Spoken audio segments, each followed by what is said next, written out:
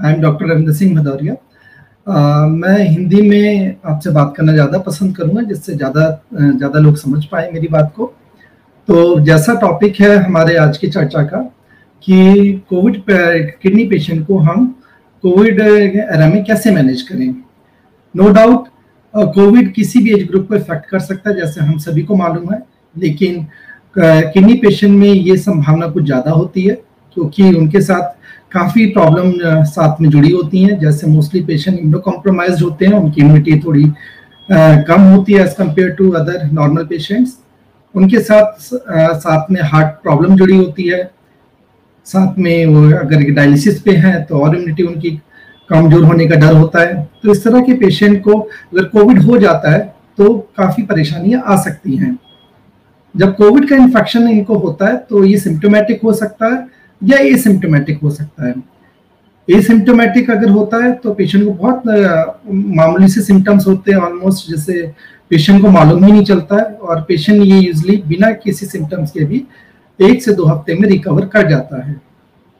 लेकिन अगर पेशेंट को कोई सिम्टम्स आते हैं जो नॉर्मली एक रेस्पिरेटरी इलनेस के रूप में आते हैं, एक फ्लू लाइक सिम्टम्स, जिसमें पेशेंट को सर्दी, जुकाम, बुखार आना बहुत तेज, आमतौर पर वही सिम्टम जो किसी नॉर्मल इंसान को कोविड की परेशानी से आ सकते हैं। तो इन सिम्टम्स जब आते हैं तो आमतौर की किडनी वाले पेशेंट्स को ये किसी रूप बहुत सारे तरीके से परेशान कर सकते हैं।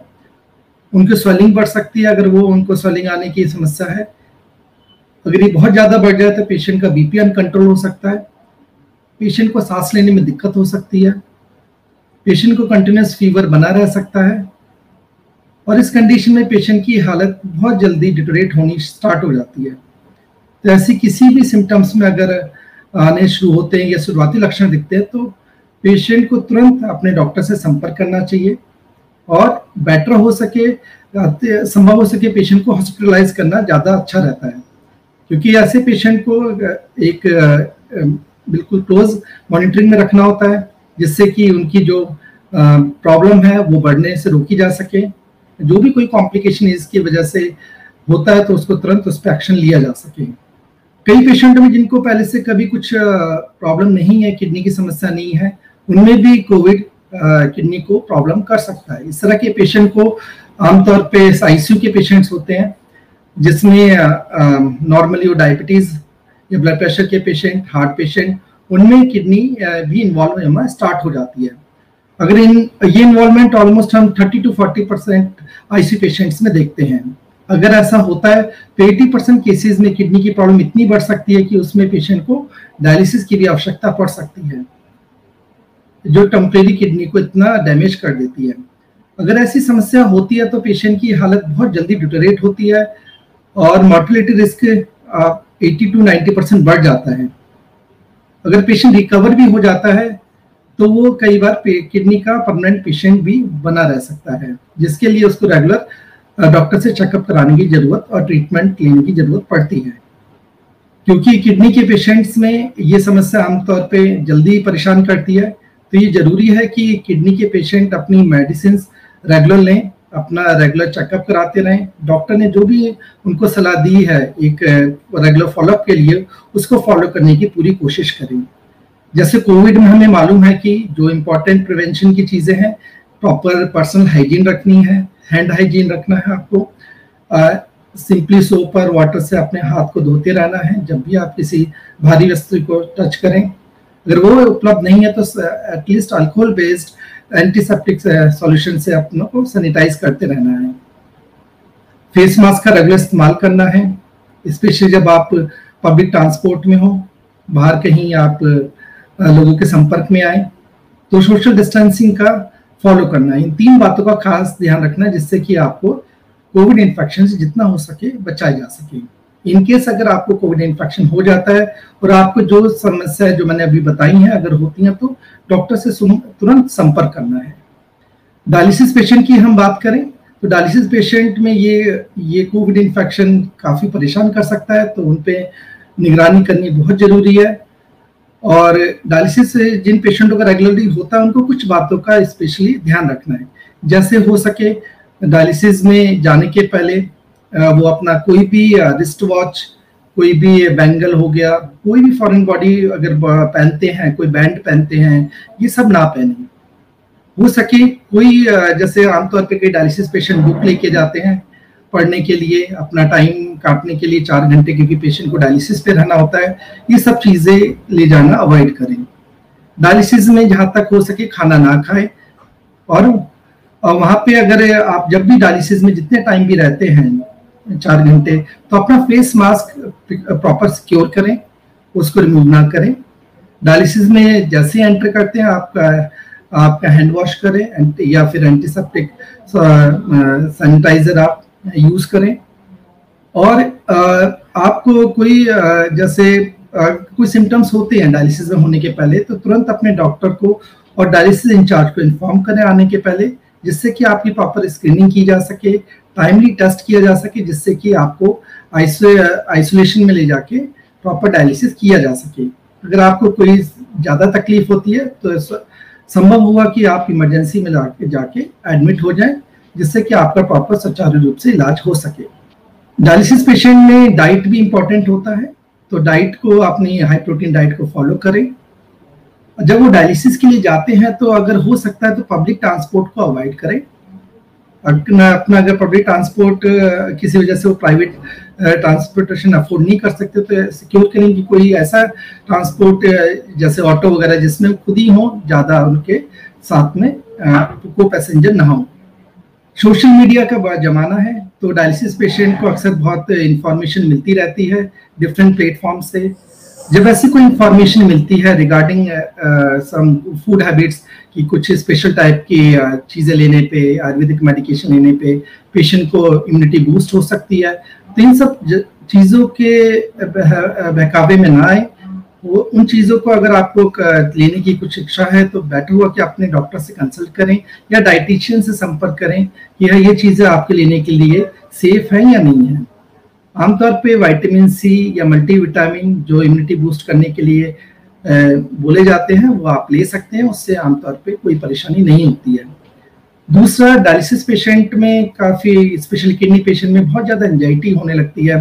कोविड को लेके एक भय बैठ जाता है कि अगर मुझे इन्फेक्शन हो गया, मैं कैसे इससे सर्वाइव करूंगा, मैं कैसे इसको टैकल करूंगा। तो इसके लिए जरूरी है आप बिल्कुल घबराएं नहीं, किसी तरीके से परेशान ना हो। आपकी इस प्रॉब्लम का सचेत रूप से निदान किया जा सकता है। अगर टाइमली आपको ट्रीटमेंट दिया जाए, आप बिल्कुल ठीक हो सकते हैं। तो हो सकता है अगर आप एक्सरसाइज करते हैं, मेडिटेशन करते हैं, तो रेगुलर अपना कंटिन्यू रखें, जिससे आप अपना मनोबल ठीक रख सके और बेकार में अपने दिमाग को बोझिल ना होने दें। प्रॉपर नींद लें। अगर किसी तरह की फिर भी कोई समस्या आती है, तो अपने डॉक्टर से संपर्क करें। वो इसके लिए कुछ मेडिसिन आपको दे सकते हैं, जो आपको एक काम एंड क्वाइट रखने में मदद करेंगी। नो डाउट, अगर कोविड से हमें बचना है तो vaccination is a proper treatment. वो प्रिवेंशन में बहुत हद तक मदद करेगा। वैक्सीनेशन से लगाने से बिल्कुल हर्ज मत, बेवजह परहेज मत करिए। वैक्सीनेशन आपको 60 to 70% कोविड इन्फेक्शन होने से बचा सकता है। जब आप वैक्सीनेशन लेते हैं तो ये आपको इसके जो कॉम्प्लिकेशन होते हैं, अगर कोविड इन्फेक्शन आपको हो जाए, उसके कॉम्प्लिकेशन इवन डेथ तक 90 to 100% सेव कर सकता है। तो वैक्सीनेशन लेना बहुत जरूरी है। सारे डायलिसिस पेशेंट को, इवन किडनी पेशेंट जो डायलिसिस पे नहीं है, एंड ट्रांसप्लांट पेशेंट भी जो अपना रेगुलर फॉलोअप में है। वैक्सीनेशन जो अवेलेबल है अभी मार्केट में, जो नॉर्मली कोविशील्ड और कोवैक्सीन, दोनों वैक्सीन 100% सेफ है। आमतौर पे इससे कोई major side effect kidney patients में नहीं देखे गए हैं। वैक्सीनेशन के लिए जो मापदंड है कि जो उसका जो स्पेशल जो गैप रखा गया 2 डोजेस के बीच में, अमूमन 8 वीक से 12 वीक्स तक का है, वो आप फॉलो करें।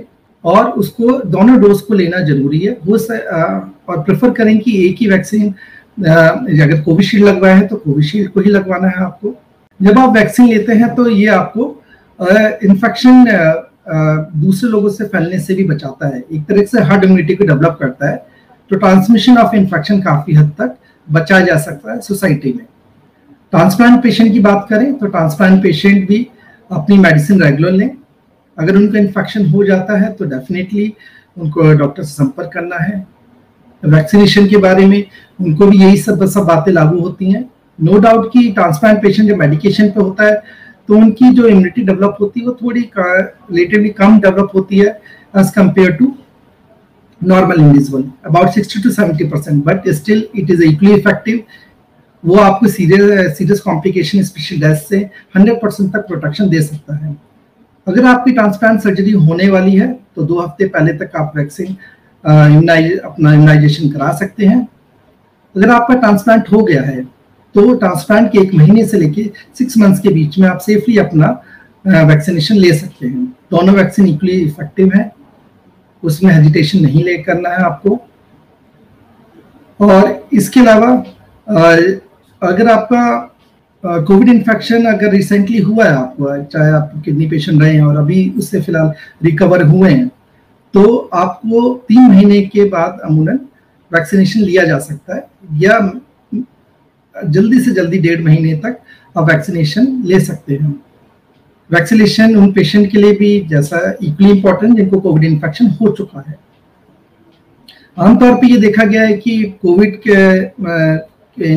कोविड एरा में कि पेशेंट रेगुलर फॉलोअप नहीं कर रहे हैं, अपना मेडिकेशन लेना बंद कर दिया है, अपने नियमित रूप से जो टेस्ट करवाते थे वो सब अपना करवा नहीं रहे हैं। तो ये गलती भूल के भी मत करिए, अपने डॉक्टर से संपर्क में रहिए। अगर फिजिकली नहीं जा पा रहे हैं तो ऑनलाइन प्लेटफॉर्म है जिससे आप उनके टच में रह सकते हैं। अपनी मेडिसिन जो भी उन्होंने प्रिस्क्राइब की हैं उसकी गाइडेंस उनसे बराबर लेते रहिए। इन्वेस्टिगेशन जो उन्होंने टाइमली एडवाइस की हैं उनको कराइए। और अगर आप डायबिटिक पेशेंट हैं और या ब्लड प्रेशर है तो डायबिटीज़ वाले पेशेंट को शुगर पे कंट्रोल करना बहुत ज़रूरी है, क्योंकि अगर डायबिटीज़ कंट्रोल में नहीं रहेगा तो उसके कॉम्प्लिकेशन से आपको परेशानी हो सकती है। इक्वली ब्लड प्रेशर कंट्रोल करना भी उतना ही इम्पोर्टेंट है। तो अपनी मेडिसिन को कभी स्टॉप मत करिए। अगर कोई दिक्कत होती है तो अपने किडनी डॉक्टर से संपर्क बराबर बनाए रखिए। मिस्टर तरुण प्रताप ने पूछा है कि उनके अंकल हैं, उनके पैरों में सूजन है और उनको शुगर और बीपी भी है, तो उनको किडनी प्रॉब्लम होने का रिस्क है या नहीं है, अगर है तो क्या टेस्ट करने चाहिए। डेफिनेटली जितने भी हमारे पास किडनी पेशेंट आते हैं तो 50% पेशेंट डायबिटीज ही है, और इन पेशेंटों में अगर शुगर लंबे टाइम तक रहा हो और ब्लड प्रेशर भी रहा हो और दोनों अच्छे से कंट्रोल नहीं रहा हो तो उनके किडनी की समस्या होने की पूरी संभावना होती है। और पहला लक्षण जो आमतौर पे इस तरह के पेशेंट में आता है, स्वेलिंग आती है चेहरे पे और पैरों में और हाथों पे सूजन आ सकती है। उस केस में ये पता लगाने के लिए कि इनको किडनी की प्रॉब्लम है या नहीं है, कुछ टेस्ट करने आवश्यक है।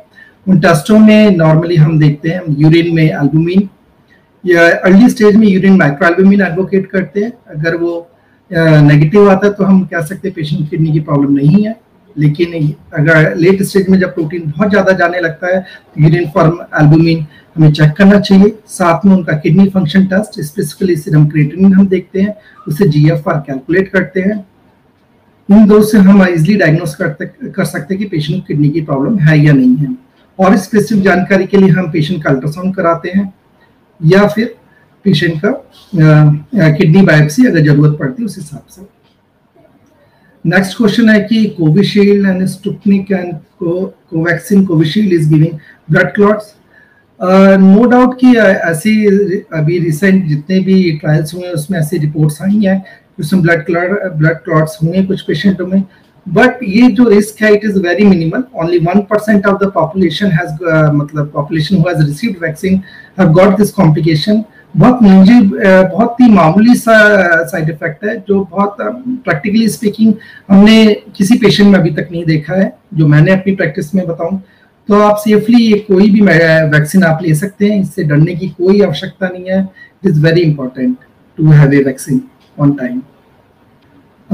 नेक्स्ट क्वेश्चन है मिस्टर कृष्ण कुमार पूछ रहे कि how much salt does a CKD patient should take in a daily diet. Salt की हम बात करें तो definitely salt plays a important role. आमतौर पे हम किडनी पेशेंट को बोलते हैं कि 5 ग्राम से ज्यादा सॉल्ट 24 घंटे में नहीं ले। 5 ग्राम का मतलब 5 चुटकी से ज्यादा।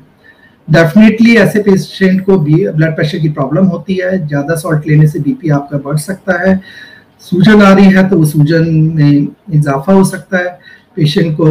तो 24 घंटे में जहाँ तक कोशिश करिए सॉल्ट जितना भी है सिर्फ दाल में, सब्जी में 3 से 5 ग्राम तक लीजिए, उससे ज़्यादा नहीं। और साथ में जो सॉल्टी चीज़ें होती हैं जैसे अचार हो गया, पापड़ हो गया, और नमकीन हो गई, प्रिजर्वेटिव चीज़ें हो गई, केन फूड हो गया, इनमें सॉल्ट की मात्रा कुछ ज़्यादा होती है, इस सब अवॉइड करिए। टेबल सॉल्ट नहीं लेना आपको। तो जितना सॉल्ट आप कम रहेंगे उतना बेटर होगा कि आपकी स्वेलिंग अच्छे से कंट्रोल हो पाएगी और ब्लड प्रेशर भी अच्छे से कंट्रोल रहेगा। How to deal with the post COVID complication, यानी you have CKD. Definitely CK जो कि क्रोनिक किडनी पेशेंट्स होते हैं तो उनके लिए सबसे बड़ी इंपॉर्टेंट चीज़ है ब्लड प्रेशर। ब्लड प्रेशर पे कंट्रोल रखना है आपका। बीपी 130/80 से कम होना चाहिए। जितना ज़्यादा बीपी कंट्रोल रहेगा तो आपको किडनी प्रोग्रेशन की प्रॉब्लम कम से कम रहेगी। साथ में उसकी जो कॉम्प्लिकेशन है साथ में, जैसे आपको अगर हीमोग्लोबिन कम है तो उसके लिए हमें एरिथ्रोपोइटिन हार्मोन देने की जरूरत है विद आयरन सप्लीमेंट। अगर आपको बोन डिसीज है तो उसको भी हमें इक्वली ट्रीट करना है calcium and vitamin D supplementation से।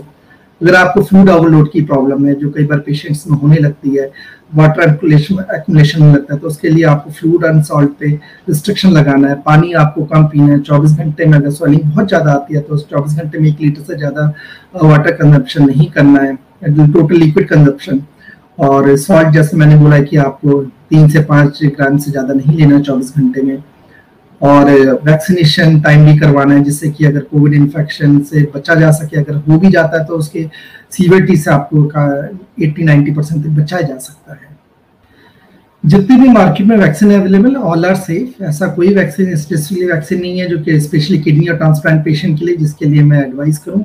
जो भी वैक्सीन है, जो भी आपको, चाहे वो कोवैक्सीन है, कोविशील्ड है, जो भी अभी आपको अवेलेबल हो पाता है, all vaccine are equally safe. इसमें ऐसी कोई स्पेशल एफिकेसी नहीं देखी गई है कि कोई किडनी पेशेंट के लिए कोई स्पेशल वैक्सीन अच्छा काम करता दूसरा कम काम करता, ऐसा भी इसी भी स्टडीज में क्लेम नहीं आया है। Can CKD be hereditary? Definitely kidney की प्रॉब्लम कई बार हेरिडिटरी हो सकती है, फैमिलीज में रन करती है। स्पेशली जो कॉमनली हम देखते हैं cystic kidney disease problem, polycystic kidney disease, इसमें किडनी में सिस्ट बनने लगते हैं जो माँ के पेट से ही स्टार्ट हो जाते हैं बिकॉज ऑफ जीन म्यूटेशन। और ये सिस्ट आगे जाके किडनी को डैमेज करना स्टार्ट कर देते हैं। पेशेंट को डायलिसिस की भी जरूरत पड़ने लगती है कई बार।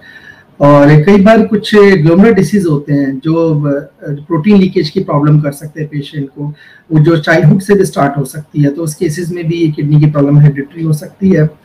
ऐसा देखा गया है कि जिनके फैमिली में पेरेंट्स को डायबिटीज होता है और किडनी फेलियर भी रहा होता है तो बच्चों में भी ये किडनी प्रॉब्लम होने के चांसेस बहुत ज़्यादा रहते हैं। तो ऐसे पेशेंटों को हम शुरू से स्क्रीनिंग जितना जल्दी हो सकता करना जरूरी है जिससे कि किडनी की प्रॉब्लम हम जल्दी पता कर सकें और उसके प्रिवेंशन के लिए जितना भी हो सकता है मेडिकेशन हम स्टार्टिंग से स्टार्ट कर सकें और किडनी फेलियर से बचा सकें। What to do if we miss second dose, sir, by any chance? Definitely, if you miss second dose, it is not late. Whenever you get time, you can get it. ऐसा नहीं है कि उसका interval, जैसा अभी बीच में studies I थी कि डोजेस के बीच में जो डिफरेंसेस है can be very up from the 4 weeks to the 12 weeks। तो अगर ड्यूरेशन ज़्यादा भी हो जाता, आप मिस कर दिए सेकेंड डोज को, आप ले सकते हैं, लेकिन 2 डोज लेना जरूरी है क्योंकि it will help for building your immunity, to boost your immunity. तो दोनों डोज अगर टाइमली ले पाते तो अच्छी बात है, अगर मिस भी कर दिया तो you can take second dose, there is no harm. Mr. Virender Singh is asking, the CKD stage 5 high protein diet is good or not? Definitely CKD stage 5 means patient has got advanced kidney disease। वहाँ पे जब 90% kidney damage हो गई है तो उस case में हम पेशेंट को लो प्रोटीन डाइट के लिए बोलते हैं। It is not advocated for high protein diet. Low protein diet का मतलब ये नहीं कि आपको प्रोटीन बिल्कुल बंद कर देना है। प्रोटीन जो कैलकुलेट अगर हम करें पर्सन का नॉर्मली जो रिक्वायरमेंट होती है 1 ग्राम पर केजी बॉडी वेट। अगर किसी का वेट 50 ग्राम है तो 50 ग्राम उसको डेली एटलीस्ट नॉर्मल पर्सन में लेना चाहिए। जहाँ पे किडनी प्रॉब्लम होने लगती है तो हम जो रिक्वायरमेंट है थोड़ी कम कर देते हैं। It can be advocated 0.6 to the 0.8 ग्राम पर KG body weight per day. तो जो आप अमूमन 50 केजी अगर कोई पर्सन है तो उसकी requirement 30 to 40 gram protein per day आएगी। तो बिल्कुल प्रोटीन नहीं लेना है ऐसा नहीं है, मॉडरेट प्रोटीन ले सकता है पेशेंट। उसमें जो प्रोटीन डाइट हमारी जो नॉर्मली होती है, पल्सेस दालें होती हैं, दालों में हम बोलते हैं पेशेंट को एक टाइम दाल लेना है पेशेंट को। Patient milk and milk products जैसे दूध ले सकता है पेशेंट, कर्ड ले सकता है, पनीर भी हफ्ते में एक बार ले सकता है। Regarding non vegetarian diet, egg लेना सेफ है, ऐसा नहीं कि एग लेना बिल्कुल बंद कर देना है। 2 बॉइल्ड एग, वाइट वाला पार्ट ज़्यादा प्रेफरेबल रहेगा, वो ले सकता है पेशेंट। मटन है वो हम नहीं बोलते कि मटन लेना है, चिकन और फिश 15 दिन में कभी पेशेंट मॉडरेट अमाउंट में ले सकता है। तो प्रोटीन ले सकता है in limited amount. It is not like that कि he should consume more protein, but in moderate amount he can take, so that patient को weakness ना हो, patient malnourished ना हो जाए. That is more dangerous, especially in advanced kidney problem. Thank you for your valuable time. नमस्कार.